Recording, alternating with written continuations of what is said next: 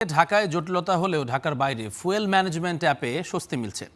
এছাড়াও চালু হয়েছে ডিজিটাল ফুয়েল কার্ড আর সেচের জন্য বিশেষ ব্যবস্থায় ডিজেল পাচ্ছেন কৃষকরা।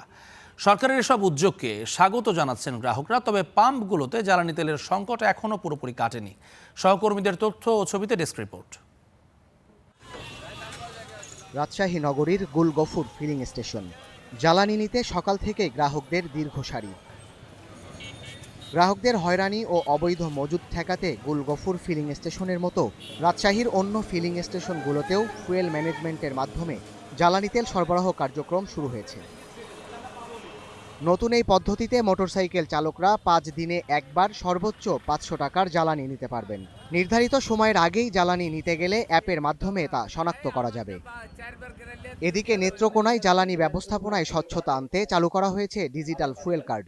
সকালে জেলা প্রশাসনের সম্মেলন কক্ষে এই কার্যক্রমের উদ্বোধন করা হয়। এই পদ্ধতিতে প্রতিটি ফিলিং স্টেশনের লেনদেন কেন্দ্রীয় সার্ভারের মাধ্যমে পর্যবেক্ষণ করা হবে। এদিকে জয়পুরহাটে অ্যাপের মাধ্যমে জ্বালানি তেল সরবরাহ হলেও এখনও ভোগান্তি কমেনি। জেলার 20টি ফিলিং স্টেশনের মধ্যে জ্বালানি মিলছে মাত্র 5 থেকে 6টিতে।